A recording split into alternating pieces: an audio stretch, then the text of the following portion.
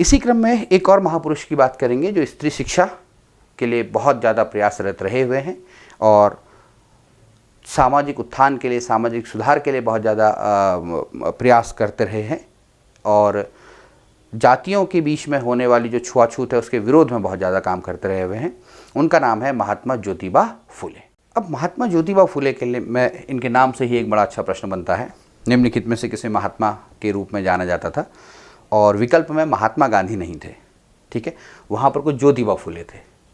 तो क्योंकि इनका नाम महात्मा ज्योतिबा फुले के नाम से जाना जाता है तो देखिए नाम से ही एक बड़ा शानदार प्रश्न बन के बैठ गया था, ठीक है। खैर आगे बढ़ते हैं।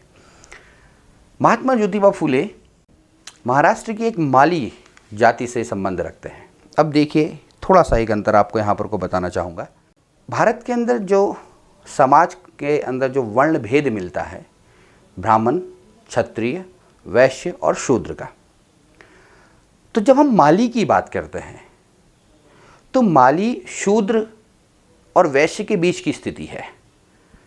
न तो वह पूर्णतः शूद्र है और न वह पूर्णतः उच्च वर्ग का है, इसलिए इनको हम माध्यमिक जातियां बोलते हैं। ये निम्न जाति नहीं है, उच्च जाति भी नहीं है और निम्न जाति भी नहीं है, तो ये माध्यमिक जातियां होती हैं,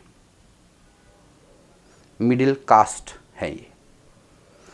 जबकि ये जो मिडिल कास्ट है ये जब शिक्षित होती थी, रिच होती थी, क्योंकि सामान्यतः जो राजाओं के दरबार में काम करने वाले जो वर्कर्स हुआ करते थे, जैसे बर्तन बनाने वाला है, उनके फूलों की क्यारियों को देखने वाला है, सामंतों के साथ इस तरीके के जो स्किलफुल लोग होते थे, सेवक नहीं, सेवादार नहीं, साफ सफाई वाला नहीं, जो स्किलफुल वर्कर्स होते थे, वो मिडिल कास्ट के अंदर आते थे। अब उनके पर वो रिच भी हैं और थोड़ा सा एफर्ट करते थे तो वो व्यापार के अंदर या किसी अन्य वर्ग के समकक्ष कहीं ना कहीं स्थापित हो जाते थे आर्थिक रूप में।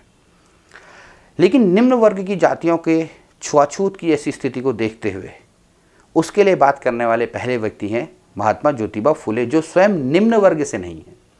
प्रश्न पूछा गया था बी.आर. अम्बेडकर किस वर्ग, किस जाति से संबंध रखते थे, तो बी.आर. अम्बेडकर महाराष्ट्र की महार जाति से संबंध रखते थे। महार से, वो एक शूद्र जाति है।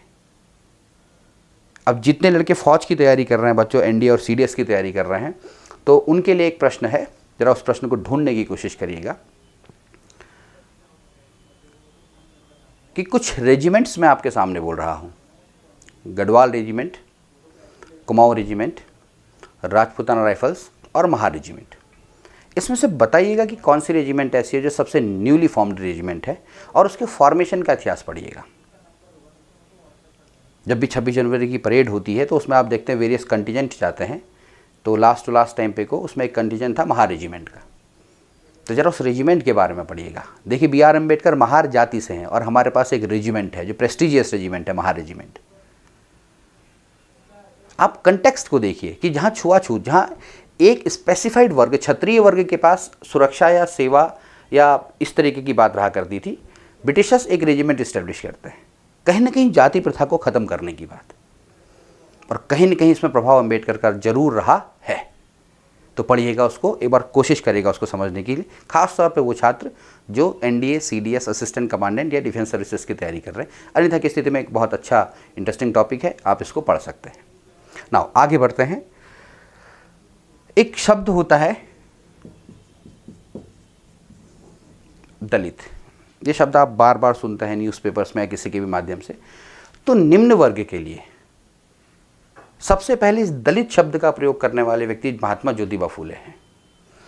बी.आर. अम्बेडकर ने कभी भी दलित शब्द का प्रयोग नहीं किया है, खासतौर पे निम्न वर्ग के लिए। उन्होंने डिप्रेस्ड क्लास यूज़ किया है, जिसे हिंदी में हम दमित वर्ग बोलते हैं, वो दलित नहीं बोलते हैं।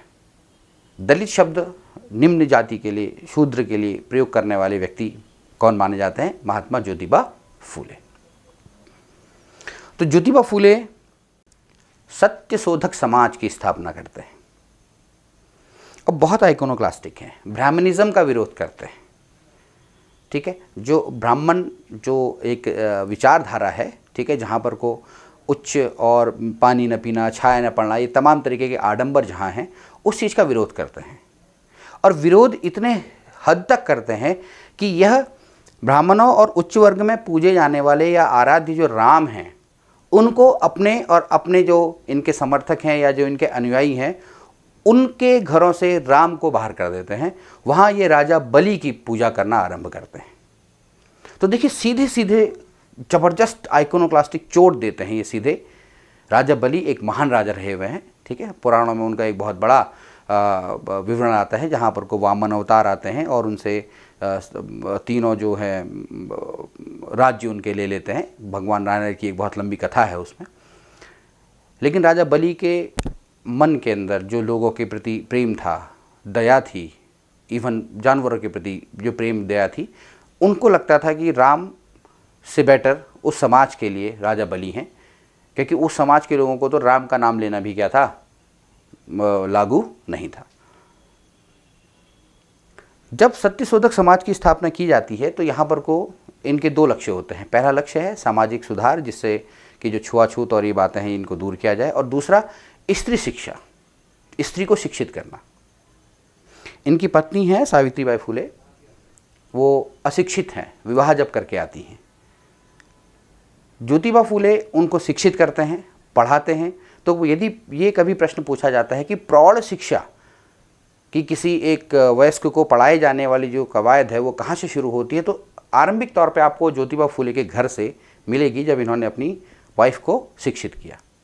और उसके बाद अनौपचारिक informal education, that means formal education होता है कि there is a school syllabus and these all things, एक पैटर्न डेकोरम होता है। इनफॉर्मल स्कूल का मतलब है कि कुछ बच्चों को आपने अपने घर में बुला लिया और उनको पढ़ा दिया।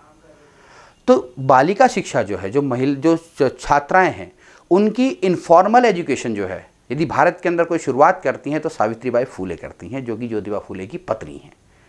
वो अपने घर के अंदर बालिकाओं को बुलाती हैं, वो किसी भी वर्ग विशेष की हों, उसमें कोई डिफ्रेंशिएशन नहीं है।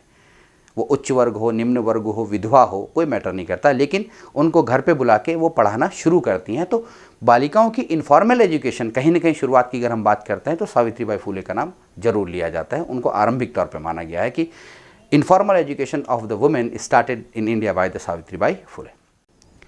सार्वजनिक सत्यधर्म और गुलामगिरी, ये दो महान कार्य हैं जो ज्योतिबा फुले के द्वारा करे गए हैं। ये उनकी दो पुस्तकें हैं जिसपे वो इन बात को, जो उनके अपने विचार हैं, उनको प्रदर्शित करते हैं और समाज से छुआछूत जैसी चीज़ें दूर करने की और स्त्री शिक्षा को बढ़ावा देने का क्या करते हैं, विचार समाज के बीच में रखते हैं, उनको प्रेरित करते हैं।